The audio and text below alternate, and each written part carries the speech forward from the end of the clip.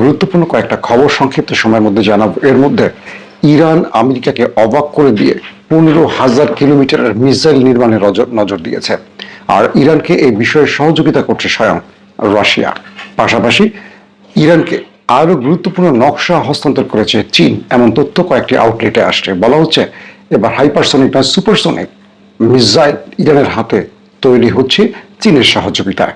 পাশাপাশি সৌদি আরব এবং তুরস্ক মিলিয়ে যে জোটটি হলো পাকিস্তানকে সঙ্গে নিয়ে, সেই জোটটি নিয়েও নানান রকম আলোচনা আসছে।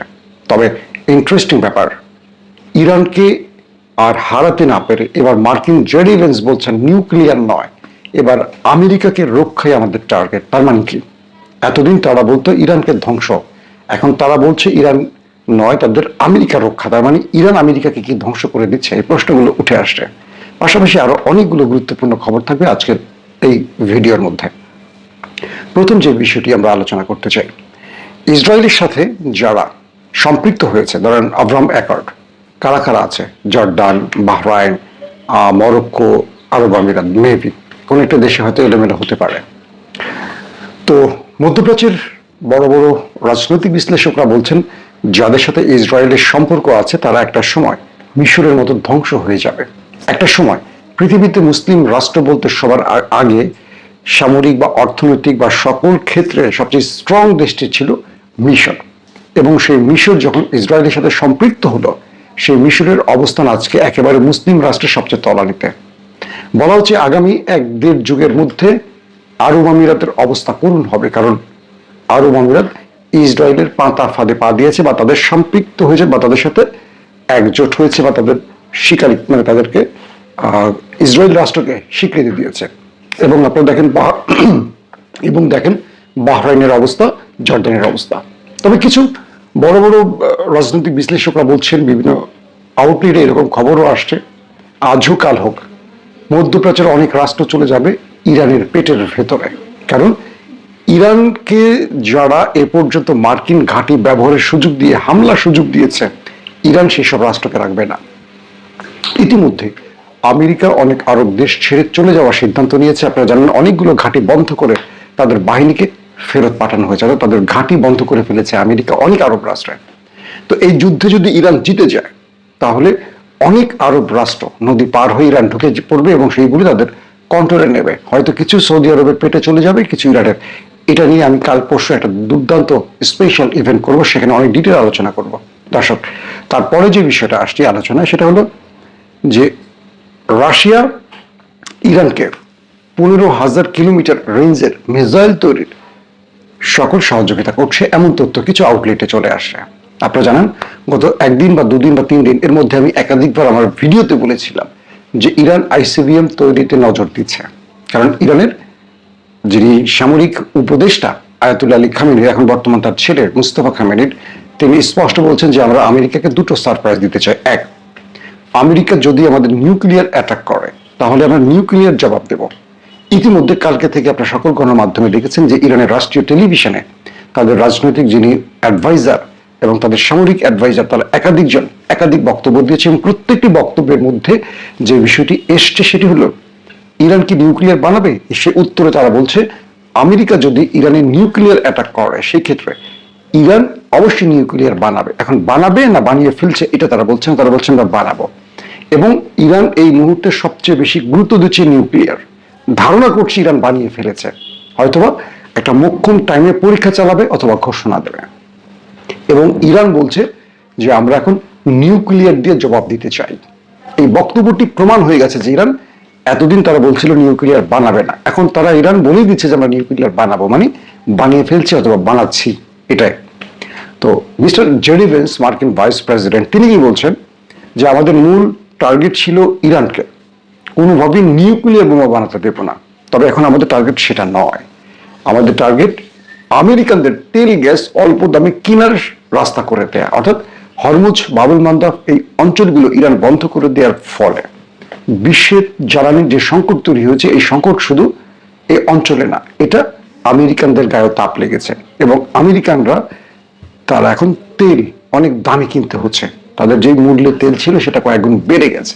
তো জেডি ভেন্স বলছেন যে আমাদের এখন টার্গেট আমেরিকানদেরকে তেল গ্যাসের ক্ষেত্রে ন্যায্যতা বা ন্যায্য মূল্যে কেনার সুযোগ তৈরি করা যায়। আমাদের এখন তেলটা মূল ফোকাস। তার মানে কি, ইরান নিউক্লিয়ার বানাবে কি বানাবে না এটা আমেরিকার আর ফোকাস নেই, সরে গেছে। এটা তো দ্বিতীয় স্টেজের ফোকাস। তাহলে কি হচ্ছে, হচ্ছে যে বিষয়টি যে ইরান এই মুহূর্তে নিউক্লিয়ার তৈরিতে নজর দিচ্ছে, কিন্তু আমেরিকা ইরানের কাছে হেরে যাওয়ায় তারা এখন এই বিষয়টি ওরা আলোচনা রাখছে না। মার্কিন সিনেটর আজকে এই স্পষ্ট একজন বক্তব্য দিয়েছেন, একজন লেডি সিনেটর। তিনি বলছেন যে আমেরিকা ইরানে একটা নিউক্লিয়ার অ্যাটাকের পরিকল্পনা করছেন এবং সেই হিসেবে তারা গোছাচ্ছেন সবকিছু। তার মানে ইরানে নিউক্লিয়ার অ্যাটাক আমেরিকার পক্ষ থেকে হতে পারে, এটা মার্কিন সিনেটর বলছেন এবং তিনি ইস্তফা দিয়েছেন। তো তার এই বক্তব্যটি যদি রাইট হয় তাহলে ইরান ভয়াবহ আক্রমণের মধ্যে পৌঁছে, তাহলে ইরান কি জবাব দেবে?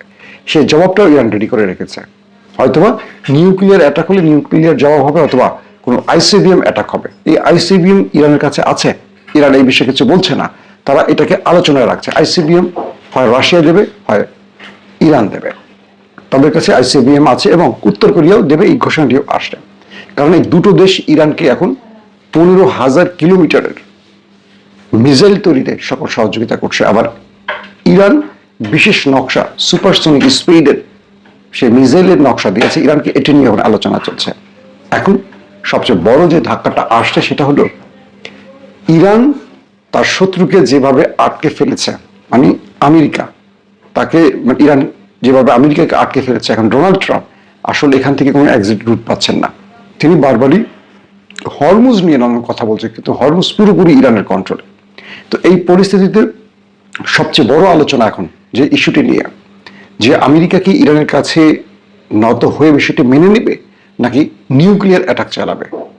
এই নিউক্লিয়ার অ্যাটাকটি দিন যত যাচ্ছে তত সম্ভাবনা বাড়ছে, কিন্তু পর্দার আড়ালে অনেকগুলো দেশ ভূমিকা রাখছে যেন এই নিউক্লিয়ার অ্যাটাকটি না করে। কারণ ইরান স্পষ্ট বলছে যে আমাদের নেক্সট টার্গেট হবে, যদি আমরা বড় হামলা শিকার হই তাহলে আরবের অনেক দেশ মাটির সাথে মিশে যাবে।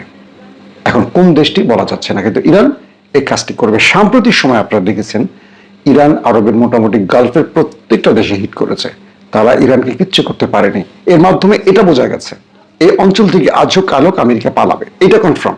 এটা ইরান বুঝে গেছে এবং ইরান এই স্ট্র্যাটেজিকে মূল খেলাটা সাজিয়েছে। কি সেটা, ইরান কোনোভাবে আমেরিকাকে গালফে থাকতে দেবে না, এবং আজকে হোক আর 6 মাস পরে হোক বা 2 বছর পরে হোক, আস্তে আস্তে আমেরিকা গালফ ছেড়ে চলে যাবে। আর গালফ ছেড়ে চলে যাওয়ার সঙ্গে সঙ্গে পুরো আরব রাষ্ট্রগুলো ইরানের গ্রিপে চলে আসবে। হয়তো এখানে একটা চুক্তি হতে পারে সৌদি আরবের সাথে, যে তুমি নদীর ওপারের গুলি নাও, এপারের গুলি আমি নেই। এটা হতে পারে। কেন হতে পারে?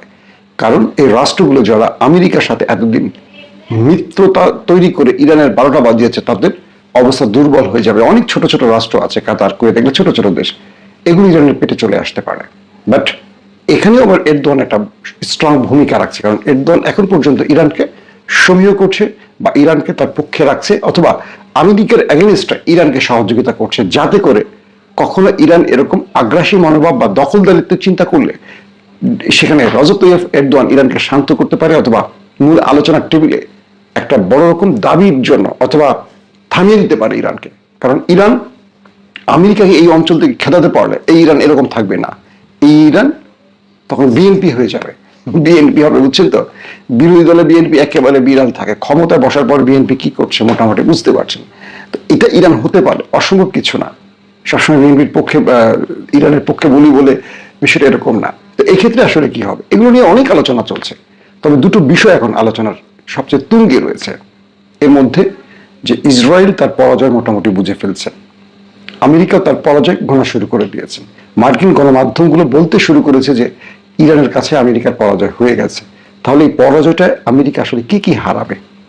আমেরিকা কেবল 4টা শর্ত মেনে হরমুজের নেভাল ব্লকেট তুলে চলে গেলেই হবে, নাকি আমেরিকাকে ইরান বাধ্য করবে এই অঞ্চল ছেড়ে যেতে? সেই নীল নকশা বা সেই সাজানো প্ল্যানগুলো এখন একটার পর একটা ইরান বাস্তবায়ন করছে। পাশাপাশি ইরান এমন কিছু টার্গেটে এগুচ্ছে, যেটা বললাম আইসিবিএম। আইসিবিএম এর ব্যাখ্যাটা আমি অনেকবার দিয়েছি, এর আগে আবার নতুন করে বলি। ইন্টার কন্টিনেন্টাল ব্যালিস্টিক যে মিসাইলের কথা বলছি, এটা ইরান থেকে মারলে স্বয়ং আমেরিকার ভেতরে গিয়ে ঢুকবে। ইরান এখন সেই দিকে নজর দিচ্ছে। তো এটাও আমেরিকার জন্য একটা টেনশনের কারণ হবে, কারণ তারা বুঝে গেছে যে ইরানকে তারা শেষ করতে এসে শেষ করতে পারেনি, বরং তারা এখন ভীমরুলের চাকে আটকে গেছে। এখন ভীমরুল তাদেরকে উড়ে উড়ে চারদিকে ঘিরে কামড়াচ্ছে। মৌমাছির বাসায় কখনো ঢিল মেরেছেন বা ভীমরুলের বাসায়?